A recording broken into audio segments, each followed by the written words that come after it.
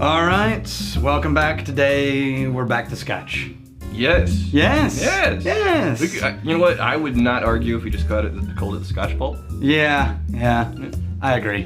But then we don't have Tom Fisher here to argue with us and tell us we're wrong and should be drinking It would bourbon. be much less impressive looking. Yeah, that's true. Today we are on the Clynelish 14. It's a Highland. And right on the East Coast, counterpoint to Oban on the far West Coast, also owned by Diageo. Getting some sweetness, not a lot of smoke. Now there's going to be some peat smoke in there. Now one of the, I will tell you this, this is a side note. One of the commenters asked, are we running out of peat? What happens if we run out of peat? In Scotland? In general. And the answer is we're not running out of peat, but we are running out of Scottish peat. So if you guys are wondering, you use peat to smoke things and you burn it and that's the end of it. Yeah. And it takes 20,000 years for it to grow 8 feet. Mm-hmm. So not a renewable resource really, right? Yeah. Okay, well, they're right. On the other hand, it covers more of the earth than anything except for ocean. Peat. All of the Antarctic and the Alaskan, Arctic tundra. The permafrost. And the permafrost, that's basically peat bogs. Okay. Right? So anywhere you've got this sort of accumulation of... Anyway, there's a lot of it. Are we running Most out of Russia. convenient peat? Well, here's what we're running out of. See a price Depending spike? on where something has condensed for 10,000 years, it's going to taste and burn differently and affect the grain differently. So while we're not running out of peat, we are running out of location-specific peat. So the Scottish peat, yes, that is a non-renewable resource that they are now starting to figure out what do we do. Right. Because we can't replace this, right? You can't like a tree, cut it down and plant another one and 3 years later you're fine. Right. Or 10 years later you're fine. This is like, no, we can stop harvesting it and hopefully 5,000 years from now it'll be back.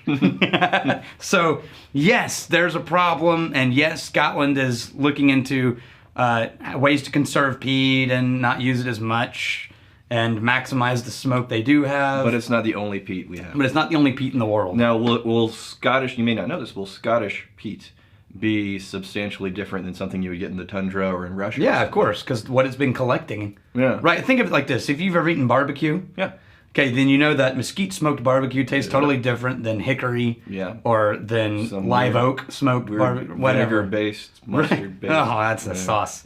Anyway, so, but yeah, even trees burn category differently. of barbecue where people will swear their vinegar-soaked meat is barbecue. And I know there's a whole part of the country that's really pissed off about this. Yeah. No, it's not. You're all wrong. We're in Texas. You're all wrong. Now, so you already know that with trees, right? So of course, peat is going to burn differently and affect. I mean, look, in our even in our Isle smoky whiskeys in Scotland, the smoke in Clynelish totally different than the smoke in Dalmore in a Highland. Totally different, right? Or Auchentoshan down in the out of Glasgow. So,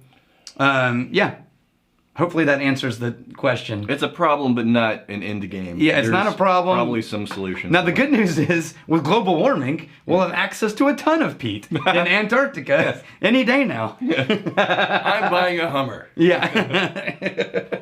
Okay, so here's the story of Clynelish. Clynelish, built in 1819, originally, closed, and then reopened across the street in 1968. As the new Clynelish Distillery. Okay. But they never mothballed the old one, never totally tore down the old one. Okay. A year later, there was a shortage of Islay peated whiskey. And so they opened up across the street the original distillery location and renamed it Brora and started making heavily peated scotch to supply to the blenders to replace their Islay whiskey. And then it closed in 1983. Did your eyes glaze over yet? Leave it to you to make whiskey tedious and boring. I know, right? So when you start researching Scottish whiskey, you'll find that it's almost impossible to track down. Right, with bourbon, you've got like, a guy started it in 1890-something. Yeah. And he owned it until he sold it, and now it's owned by, basically, Heaven Hill or something, right? I need to taste this now. Drink it. This is a peated Highland whiskey. Yeah, that's good shit. I do get the smoke now. Yeah. I was getting next to nothing on the smell. I get some sort of jasmine in there kind of vibe too. Honeysuckle action. I love that. You know what this reminds me of? Deanston. Deanston 12. Kind of floral. Yeah? Yeah, very floral, flowery, but not heavy, dense flower. But like light, pretty, let's be friends flower. I'm getting smoked caramel. Yeah, Yeah. that's about right. Somebody figured out how to smoke a caramel. Yeah, they did it. And then the honeysuckle. Where are you getting the honeysuckle? Well, honeysuckle, I'm thinking more honey. But I label it honeysuckle because that takes it into the floral component. Which I get in the nose now that I've been drinking it. Yeah, it does change the smell a bit after you've had it. So while you're sipping on that, my frustration with researching Scottish whiskey is here's about what you find when you research Scottish whiskey. There's a distillery. His name is Doug. Very Scottish name. Right? Doug opened in 18... right? Sold to John Williams. John Williams passed it down to his son, John Williams Jr., who then sold it to Williams John Grant.